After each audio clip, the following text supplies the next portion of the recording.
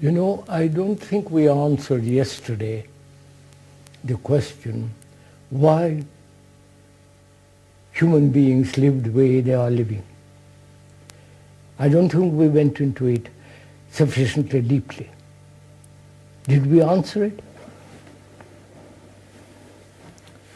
Well, we got to a point, we never answered that question. I left our discussion. No, I was thinking about it last night. Yeah. I mean, this morning rather, and it struck me that we hadn't answered it fully. Mm-hmm. We went to the question of, can thought observe itself? Right, right. Yes. But I think we ought to answer that question. But I think that what we said was on the way to answering it. I mean, that was relevant to the answer. Yeah, relevant, but it's not complete. Yeah.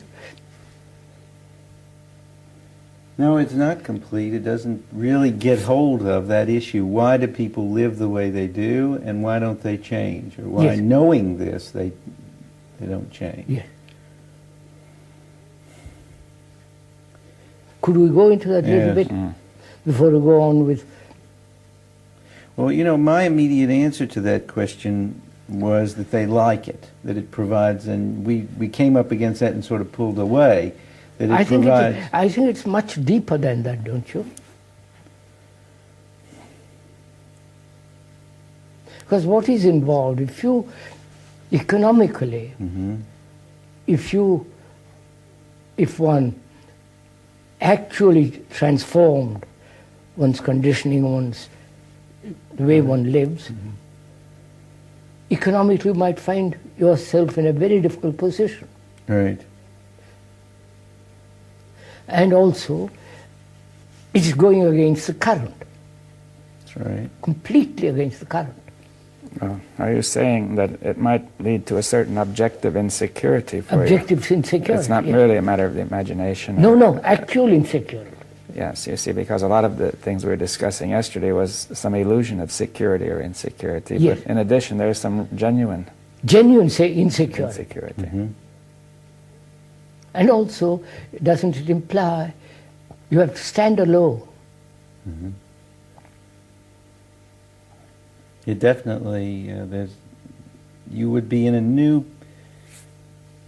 I mean, you would be in a totally different position, because you wouldn't be... It's like completely not isolated, away from the stream. And that means you have to be alone, psychologically alone. And whether human beings can stand that. Well, certainly this other is completely to be together. That is herd instinct, which all the totalitarian people use, and also everything is together. Be people, don't be alone. Be like them, be with them, be... I mean, but it's all based on competition in some way. You know, I'm better than you, or you're... Of course, all the Olympiad is all right. that. Yes. Well, it's unclear, because in some sense we should be together, but not in that sense. You see, I mean, that society is, it seems to me, is giving us some false sense of togetherness, which is really fragmentation. I mean, Yeah, quite right. but it's called being together. Quite. It makes you feel that way for a moment. So would you say the reason, one of the main reasons that human beings don't want to radically transform themselves is that they are really frightened not to belong to a group, to a herd, to something definite, which implies standing completely alone. And I think from that aloneness you can only cooperate, not the other way around. Certainly, if you... I mean, empirically, people don't like to be different, and that we know. And empirically, they... You must have seen on the television Chinese boys training, the Russians, all the Eastern satellite people, all of them training, and never alone. Right. Yes. I once was talked to FBI man. He came to see me and he said, why is it that you walk alone all the time? Why are you so much alone? I see you are among the hills walking alone. And why? You follow it? He thought that's very disturbing. Well, I think even anthropologists find that in more primitive peoples, the sense of belonging to the tribe is even stronger. They feel completely lost. The entire psychological structure depends on being in the tribe, you know. And I think that's one of the reasons why we don't want to. We are frightened. After all, cling to the misery that you already know, then come into other kind of misery that you don't know. That's right. But there's a whole action-reaction schema that is by being with others, and you're safe. You're safe, and you're. I mean, there's a. It even goes further. There's an action.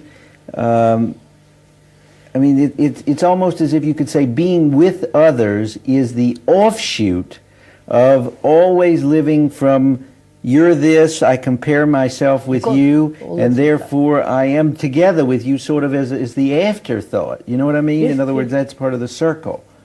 But I was going to say, even if you leave off comparison, I think there's something deeper in the sense that people feel this togetherness, this sense of belonging to the group. You know, even if they're not comparing, they just feel it's safe. You'll be taken care of, you know, like your mother may have taken care of you, and that you're in a sort of gently supported, and that fundamentally it'll be all right, you know, because the group is large, it's wise, it knows what to do. I think there's a feeling like that, you know, rather deep. The church may give that feeling. Yes, you've seen those animal pictures. They're always in herds. Right. Except, you know, the mountain lion. Did you ever read about the lion? There's been some studies done by this fellow, Shaler, in which he shows that the lions, there's always, in lion groups, there's always one who goes off alone. Yes, yes. I heard you read about that? Yes, I heard about it. Anyway, the cats are not tend no, to be but solitary. the feeling of aloneness is much more, has got a great deal in it. Yeah. It isn't just, it is not isolation.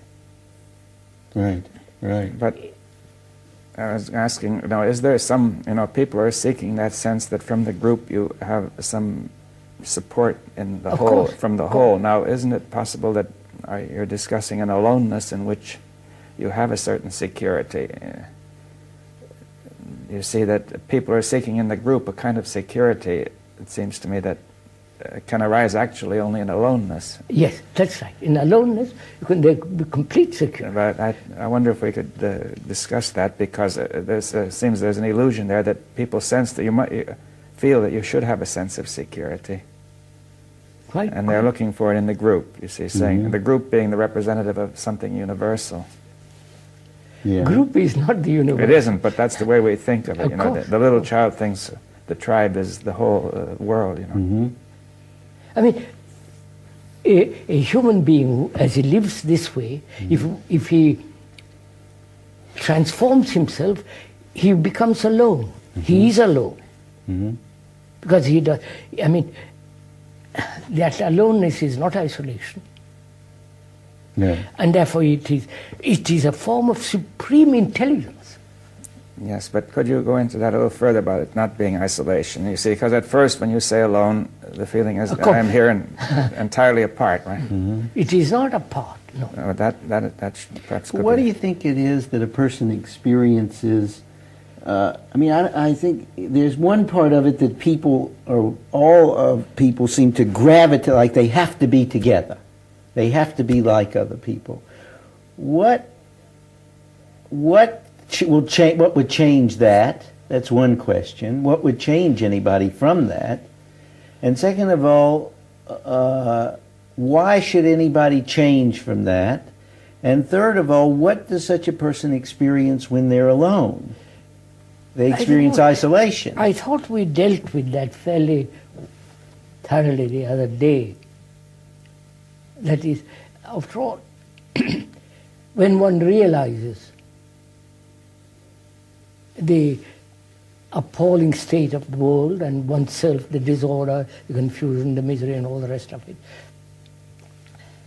and when one says, I must live, there must be a total change, a total transformation, he's already begun to move away from all that. Right. But here he is all together, being together. No, being together, what does it really mean? I mean, being in this group. Yes, what does it really mean? Well, it's, being together is different from this having to be... No, be identifying oneself with a group and remaining with a group. What does it mean? Well, what is involved in it? That's right, what is involved in it? I think one of the things that's involved in it is what I said before, is it sets up this comparison. No, apart from that, all that superficiality, right. What's involved in it? The group is me. Right. I am the group. Right. So therefore there is really, it's like cooperating with myself. Well, I think you could say, like Descartes said, I think, that's therefore right. I am, meaning I think implies that I am there. And you say, I am in the group, therefore I am. You see, that's the sort of, if I'm not in the group, where am I, you see? Yes. In other words, I have no being at all. That's really the condition of the primitive tribe. And for most of the members, anyway. And so there's something deep there, because I feel that my very existence or my being psychologically is implied in being first in the group. Right. And the group has made me, I say everything about me has come from the group, do you see? And I say I'm nothing without the group. Yes, quite right. I am the group, in fact. Yeah. Right. And therefore, if I'm out of the group, I feel everything is collapsing. You see, that seems to me is deeper than the question of competing, so who is the chief or who is the big shot or the... That's all. Right. That's a secondary affair. Well, except I wasn't really saying that was important so much as I was saying that the very action of... What I'm trying to get at is some of the moment-to-moment experience of being in the group, which is occupying. But could I say, the more striking thing is what happens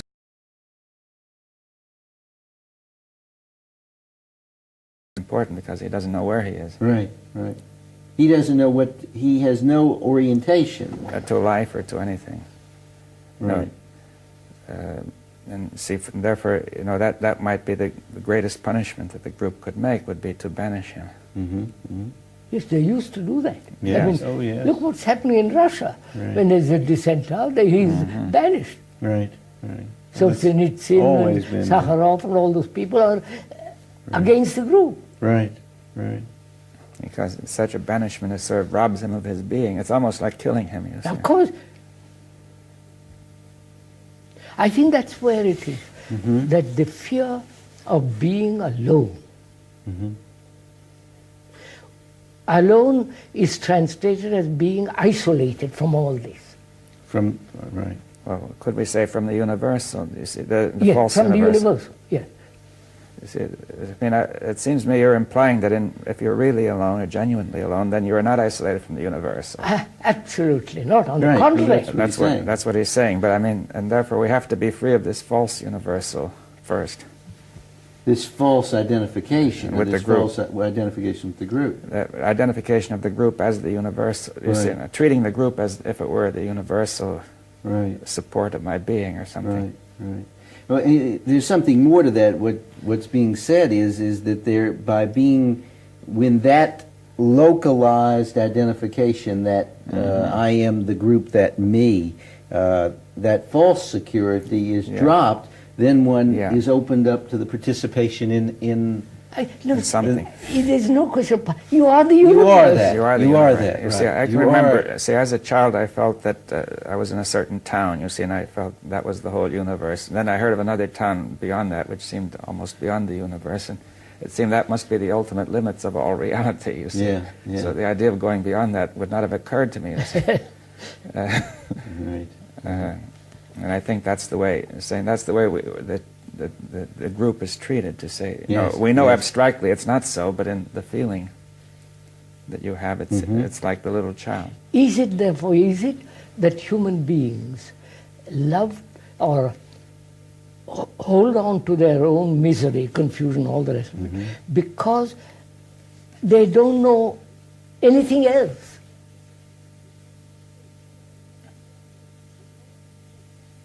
Yeah.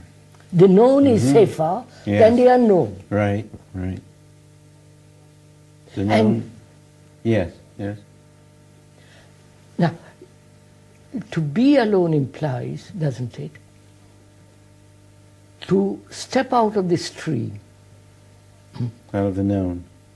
Step out of the stream of this utter confusion, disorder, sorrow and despair, hope, travail, all that, to step out of all that. Right.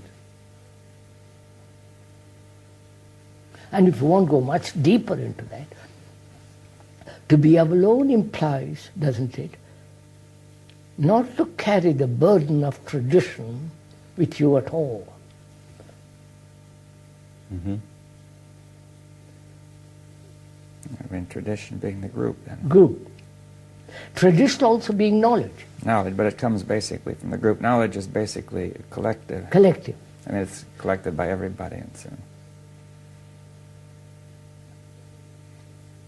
So to be alone implies total freedom. And when there is that great freedom, it is the universe. you know, could we go into that further? Because you see that to a person who hasn't seen this, it doesn't look obvious. Well, it doesn't look obvious. I think David's right there. That to a person, to most people, I think, and I've tested this out recently, that the idea, even the deep feeling that you are the universe, that you don't have to do anything, that seems to be so that's the most dangerous thing. That's the most dangerous thing to say. How can you say you are the universe when you are in total confusion? When you are unhappy, miserable, anxious, you follow jealous, envious, all that. How can you say you're the universe? Universe implies total order. I mean, yes, the cosmos in Greek meant order. Order, cosmos, yes. Chaos was the opposite, you see. Yes.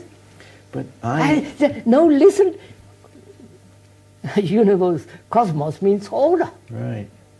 And chaos is what we have. Chaos is what we live with. That's right. How can I think I have universal order in me? That's the good old trick of the mind which says, disorder is there, but inside you there's perfect order, old boy. Well, And that's an illusion.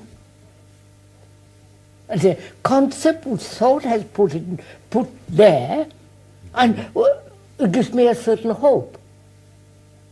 And therefore it's an illusion, it has no reality.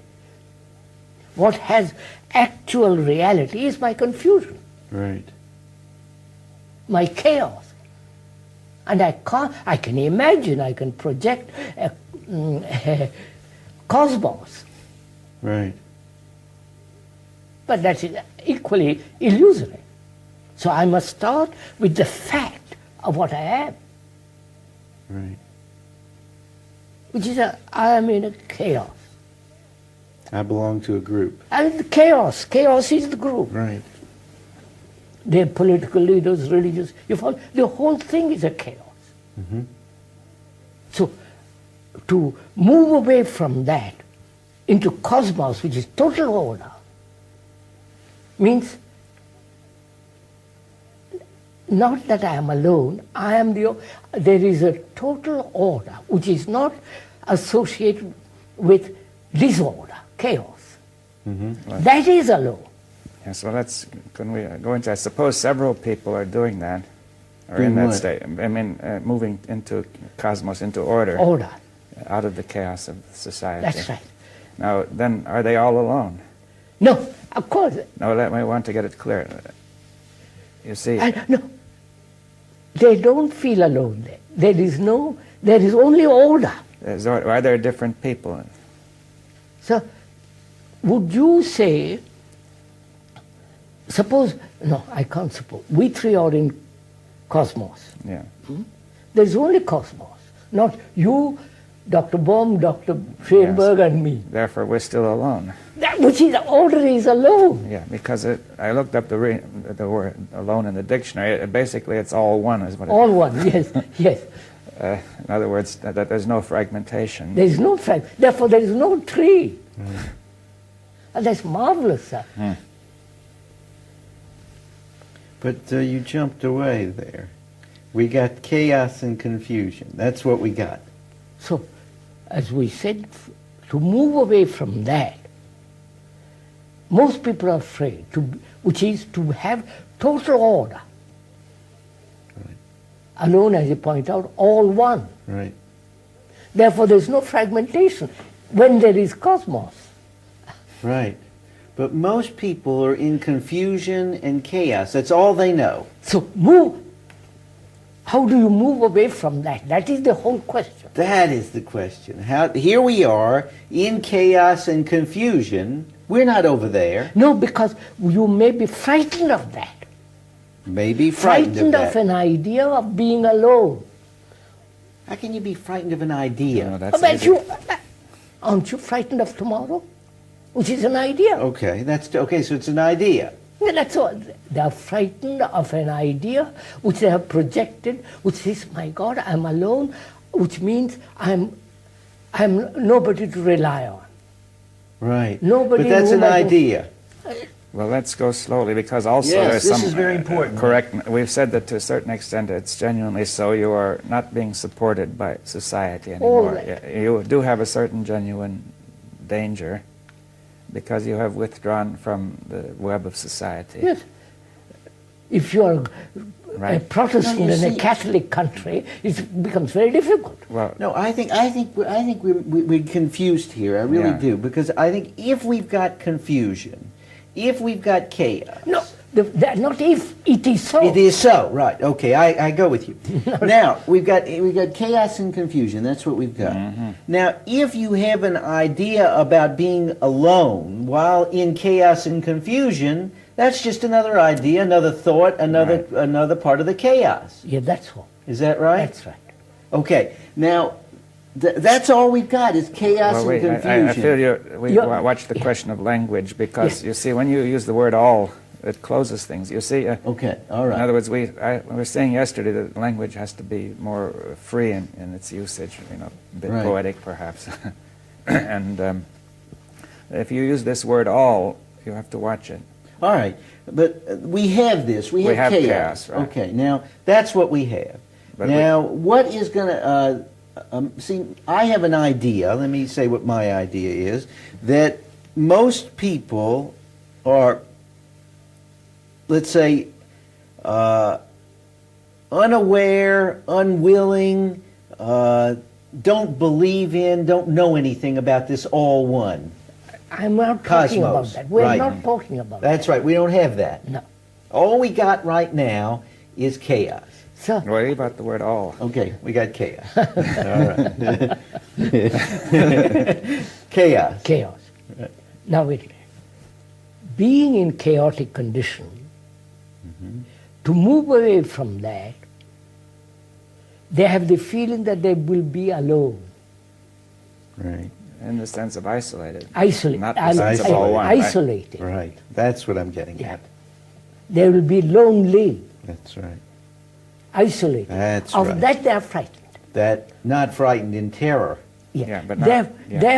Therefore they say, I'd rather stay where I am in my little pond rather than face isolation. That's right.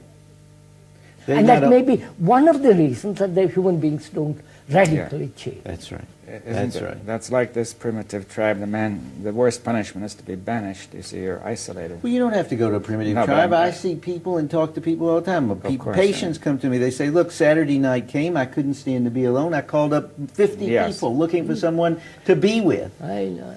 Yeah, it's much I had the to same. join this group, huh? It's much the same. I think it comes in a more simple and pure form there. I mean, Right. people just frankly admit it and they know that's the case. You see. Right. So that may be one of the reasons why human beings don't change. Right. The other is we are so heavily conditioned to accept things as they are. I mean, we don't say to ourselves, why should I live this way? That's certainly true.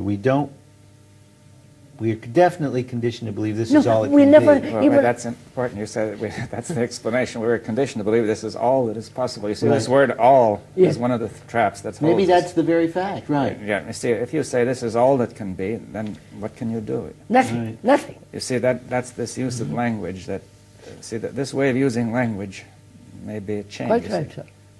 So you have to I mean, watch it's that the word. condition. But the word "all," That's what he's pointing out. the word "all." You see, the word. When you say this is all I know, Right. you've already stopped. Right. Right. Because what does the word "all" do? You see, it closes everything. Closes It everything. says that this thing is all of reality. You see, it's got to be real. Yes. And yes. one thing is Right. it turns an idea into reality. Because apparently, it gives that sense of reality to the idea. Because if you say that's all there is, then it has to be real. Do you see what I mean? Right. Yes, I think that's a very good point. I mean, that's very much like the points that we've been making, where the very act of the thinking, that thought is complete, where a thought becomes reality, Yes. is also, I mean, so that again, the language itself is the condition. So, shall we say, human beings don't radically transform themselves. They are frightened of being isolated from the group, Right. banished from the group. That's one reason. That's one, yeah. And also, traditionally, we are so conditioned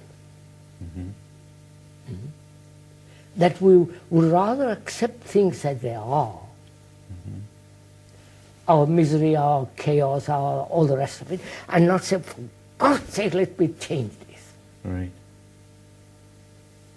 Well, we have to get out of this conviction that the way things are is all that can be. You see. Yeah, that's right. You see, the religions have pointed this out by saying there is another world. Aspire to that. This is a transient world, it doesn't matter. Live as best as you can in your sorrow, but hand over your sorrow to Jesus or to Christ or somebody, and you'll be perfectly happy in the next world. Right. So the communists say there's no next world, but make the best of this world. Well, I think they would say that there's happiness in the future in this world. You see, if Yes, we really. yes. Sacrifice your children to your everything for a future, which is exactly the same thing. But it seems that it's sort of a transformation of the same thing, that if we say we have this society as it is and we want to give it up, but we invent something similar It's quite. to go to. We have to invent it. It has to be similar if we're inventing it. So out we of really the system. yeah, but it seems it's an important point that it's a subtle way of not being alone. Quite I right. mean, that's what you mean, to go ahead and make it out of the old Yeah, to ideas. to make heaven or the future. Yes. So, what will make human being change? Radical. I don't know. I think that this is such a... You see, even the idea that you're suggesting here is that they say It can't be different, or it is all the same. That is part of the system itself. Agreed. You know, it's Agreed. all- Now, all- wait a minute. May I ask you a question? Why don't you change? What is preventing you? I would say that that's a tough question.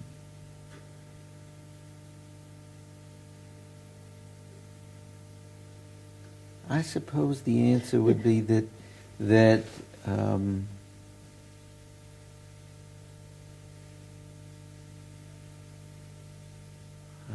I don't know how to answer. Because you never asked yourself That's that right. question.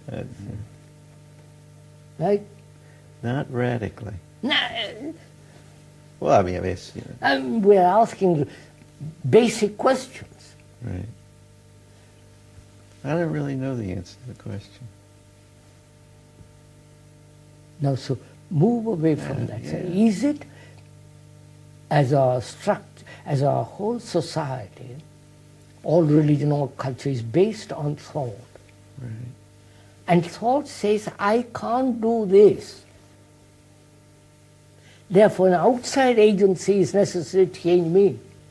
Right. With the outside agency is the environment, Right. the leader, Hitler, this, or Stalin and Mao, or somebody outside, or God. Mm-hmm. God is your own projection of yourself, obviously. Mm-hmm. And you believe in God, you believe in Mao's, you believe, but you're still the same. That's right. That's right. You may identify with the state and so on, but you're still good old me there is operating. Mm-hmm. So, is it thought doesn't see its own limit and realize it cannot change itself. Mm-hmm. Realize it. Well, I think that something more subtle happens, that thought loses track of something, and it doesn't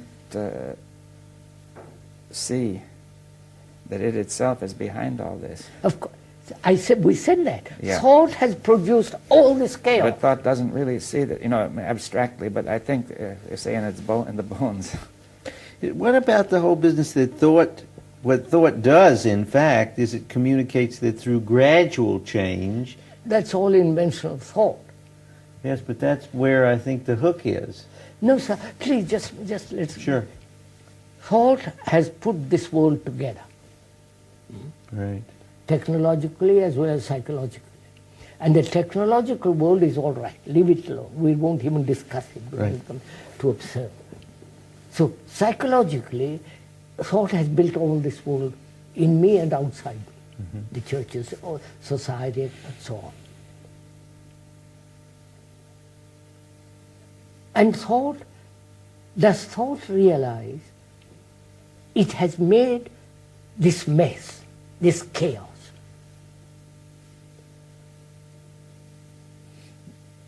I would say it doesn't, that it tends to look on this chaos as independently existent, do you see that? But it is its baby. It is, but it's very hard Doesn't for it see to that. see that. You see it, we were discussing that at the end of the hour yesterday, really. Yes, that's what we're coming back to that. This question of how thought gives a sense of reality.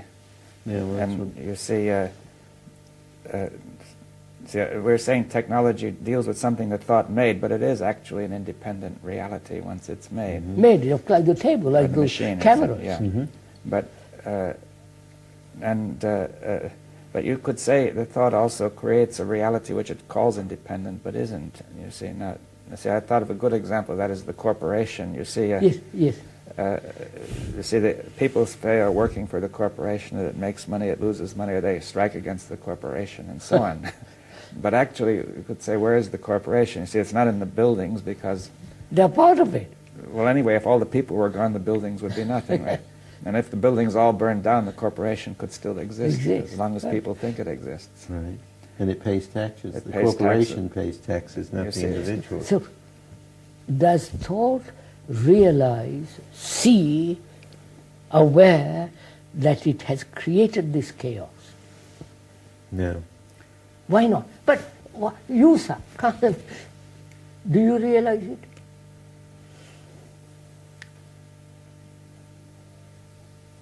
I realize that thought... Not you. Does thought... You Yeah. see how I've asked you a Right. different question. Does thought, which is you, Right. thinking, does your thinking realize that the chaos it has created? I'm seeing that thinking tends to attribute the chaos to something else, either to something outside or to me who is inside. I mean, I would say at most I would say that I have done it, but then thinking is is saying that I am doing the thinking. Do you see what I'm driving Yes, at? yes. That there's something thinking. I was going to say it's like the corporation. Thinking has invented a sort of a corporation that is responsible, is supposed to be responsible for thinking. Do you understand that? We could call it Thinking Incorporated. Thinking, quite. And you see, the corporation is supposed to be thinking. Yeah, right? yeah. So we give credit for thought to this corporation called me. Mm-hmm. That's a good way to look at it. Yeah. Thought has created me. But And it thought it's also an institution. But it also thought has said that me is not thought, but a reality independent of thought. You see, like thought treats the corporation as if it were there, just standing like the buildings or the table. It says it's a reality. It's not a mere. You see, I think it's in this question of reality. You see, if you say there are certain realities which are independent of thought, right? But there are certain things which are appearances, like if you're standing on a cliff looking at the ocean, you see all the play of light, which is not an independent reality, but it's due to the sky, the sea, and me. You see, all interrelated. So it's important to keep clear whether it's a reality that arises through this whole, it's dependent on this whole movement, or whether it stands self-generated, independent. And thought is treating me as an independent reality. Of course. And thought is saying that it is coming from me. And therefore it doesn't take credit for what it does. But to me, thought has created the me. That's right, yeah. And so the me is not separated from thought. Right. It is the structure of thought, Right, right, the nature of thought that has made me. right. Now, does your thinking or does your thought realize this?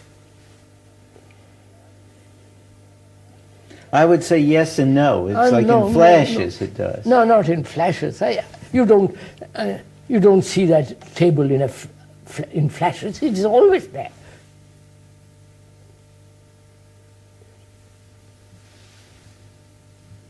I think what actually happens, though, is that you see the action.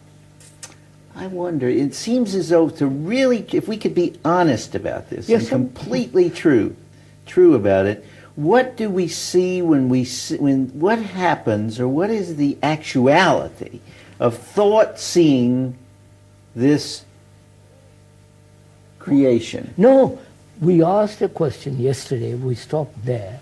Does thought see itself in movement? Right. Yeah. Right. The movement has created the me, created the chaos, created the division, created the conflict, jealousy, anxiety, fear, all that. Right. Now what I'm asking is another question. That yesterday we said that we came to a moment where we said, well, thought stops. No, that's much later. Please, just stick to one thing. Okay, but thought, what I'm trying to get at is what is the actuality of thought seeing itself? Tell me, you want me to describe it. No, I don't want you to describe it. I'm trying to get at what is my actuality, or what is the actuality that thought sees? And as I observe this, again, we're in the language here, the problem of language, but it seems that thought sees and forgets. No, please, I'm asking a very simple question. Right. Don't complicate it. Does thought see the chaos it has created? That's all.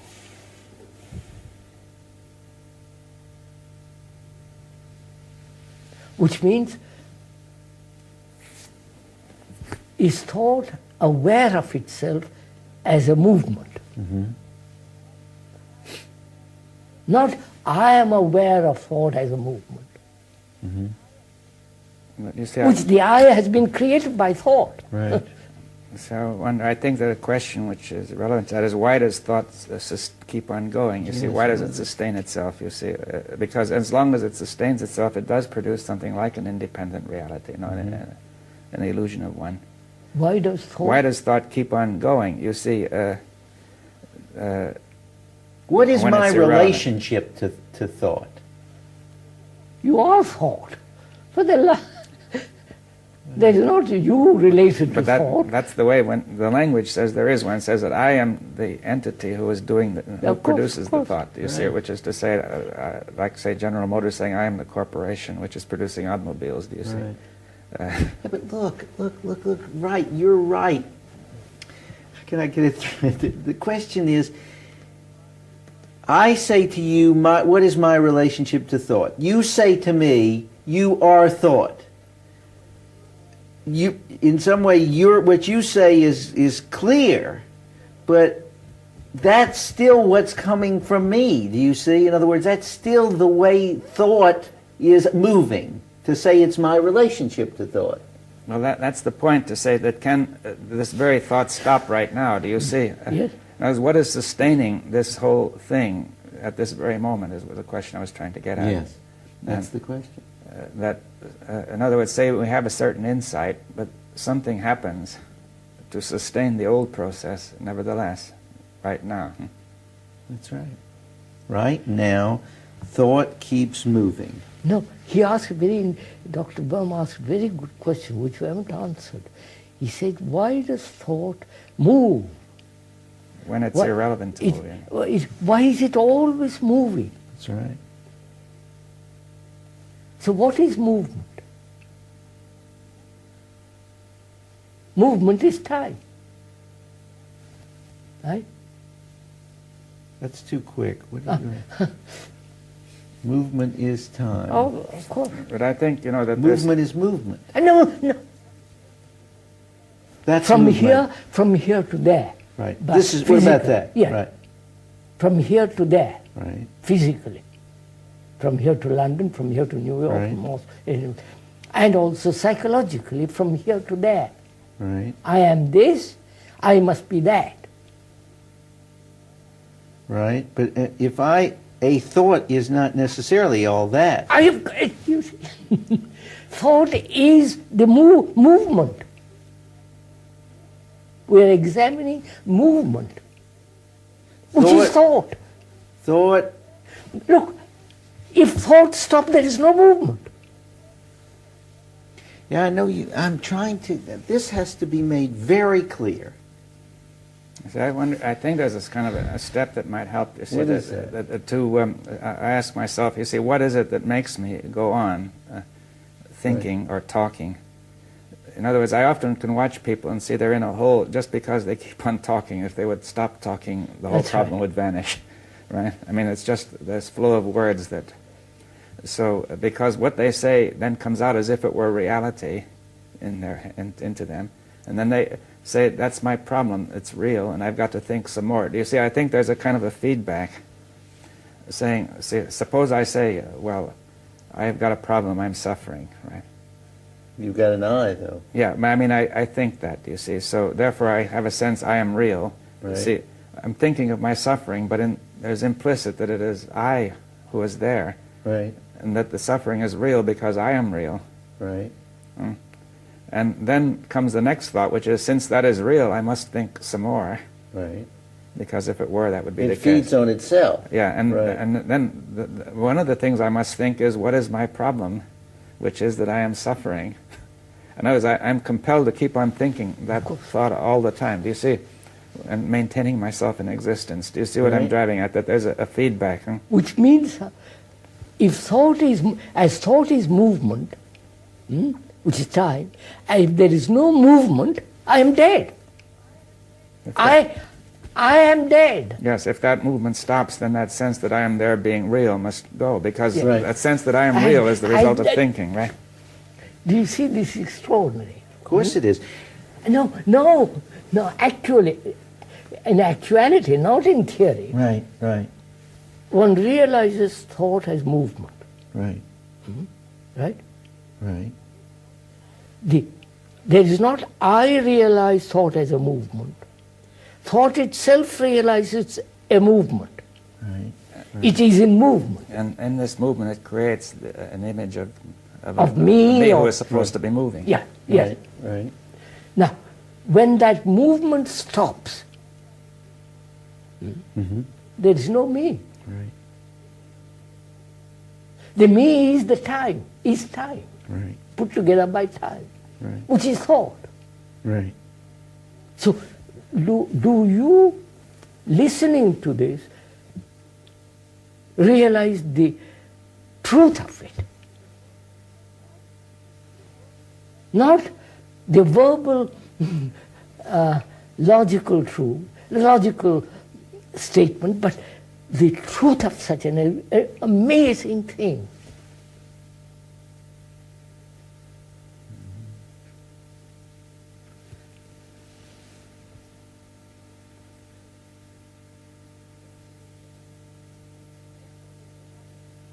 Therefore, there is an action entirely different from that.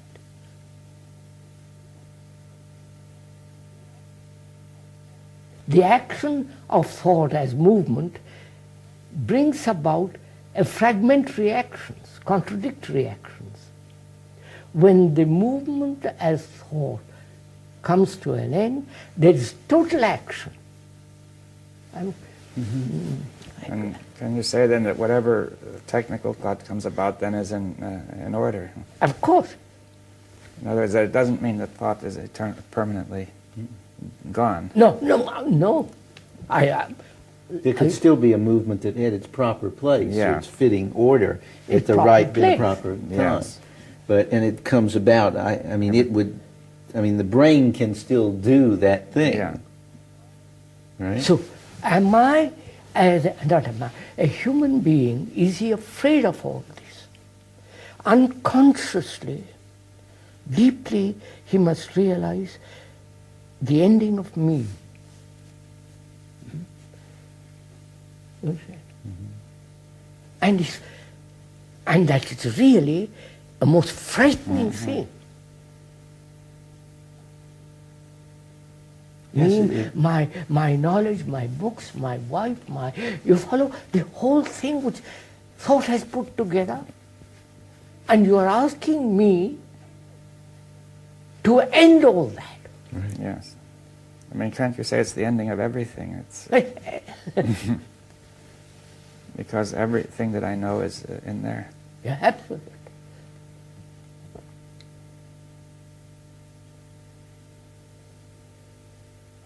So you see, really, I am frightened, a human being is frightened of death. Not the biological death, To die now. is the death of this coming to an end. Right. And therefore he believes in God, reincarnation, dozen other comforting things, but in actuality, when thought as movement, when thought realizes itself as a movement and sees that movement has created the me, the divisions, the quarrels, the political, follow the whole structure of the chaotic world, when it thought realizes, it sees the truth of it and ends. Therefore it is in cosmos. Then there is cosmos. Now, you listen to this, how do you receive it?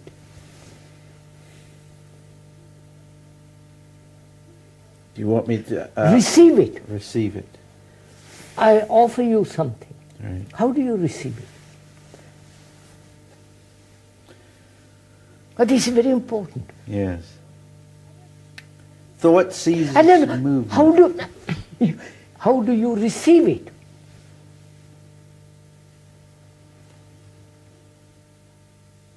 How does the public who listens to all this Yes. say, how am I listening to this?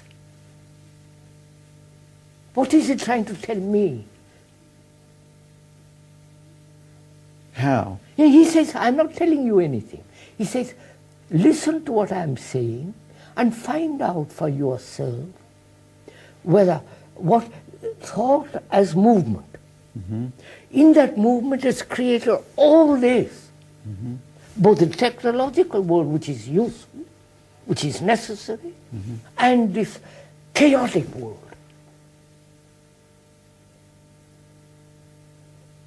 Right.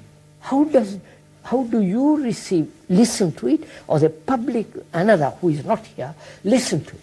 Right. How do you listen to it? How do you, what takes place in you when you listen to it? Panic. No. Is it? Yes. Huh? There's a panic about the death. There's that death, a sort of fear of the death. There's a seeing, there's a sense of seeing, and then there's a fear of that death. Which means you have listened to the words. Right. The words have awakened the fear, Right. but not the actuality of the fact. Well, I wouldn't say that. I think that's a little unfair. They I'm awaken asking. they awaken the actuality of the fact, and then there seems to be a very quick process. There's an actuality of a fact, and there seems to be a silence, a moment of great clarity that gives way to a kind of feeling in the pit of the stomach where things are dropping out, and then there's a kind of withholding, right. I think there's a whole movement there. So you are describing humanity. Yes, I'm trying, yes. And I'm describing me. Me, who are the It's all humanity? the same. Right. You're the viewer, the Right. people who are listening. Right, that's right. So There's a sense of, well, what will happen tomorrow? No, that's not the point. What Yeah. will happen? That is, I'm telling you, that's that No. fear. When thought realizes as a movement, and that movement has created all this chaos, total chaos, not just patching, but complete disorder, when it realizes that, what takes place? Actually,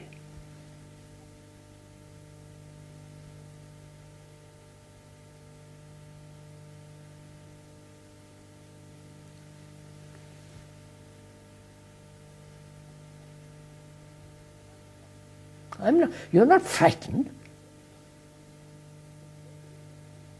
There's no fear. And listen to it, there's no fear. Fear is the idea brought about by an abstraction. You understand? You have made a picture of ending and frightened of that ending. Well, you're right. You're right. There's stop. There is no fear. There's no fear, and then there is no fear when the actuality takes place. That's right. When the actuality takes place, When the there's fact- silence. With the fact, there is no fear. Yeah, but as soon as the thought comes in, That's right. That's right. Now, wait, no, don't go away. No, I won't go away. When I've the got- thought I've comes got in. 3 minutes more. Okay, 3 minutes. Go on. The fact and the actuality, no fear. That's it. That's it. Right. But then the thought comes. No. Then it's no longer a fact.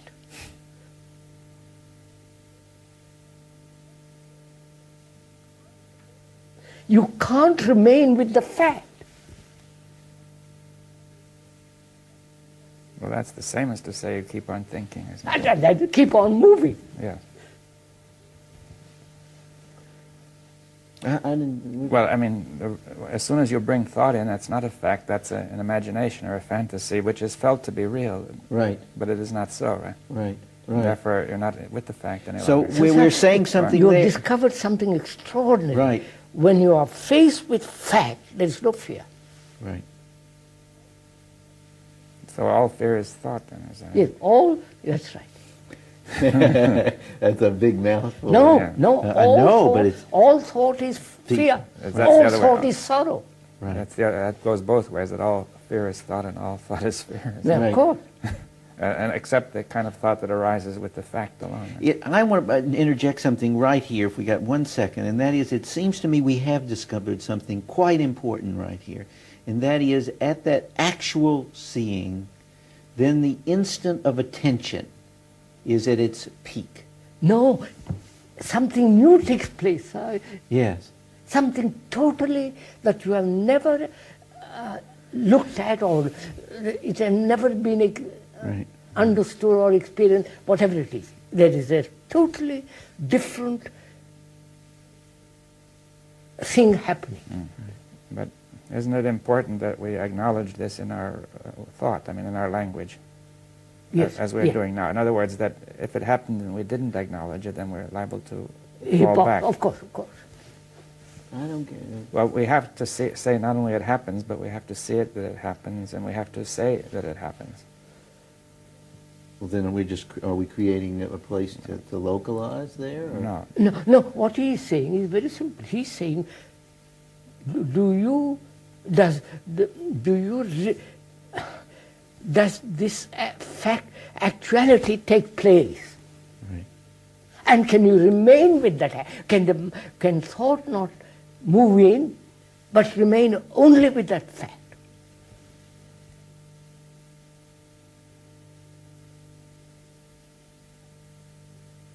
So it's like saying, can remain totally with sorrow.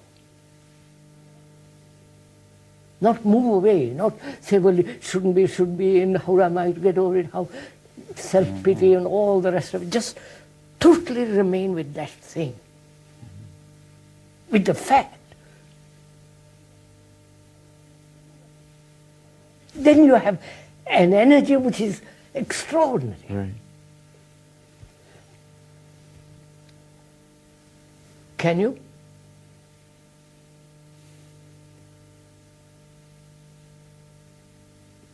It's time.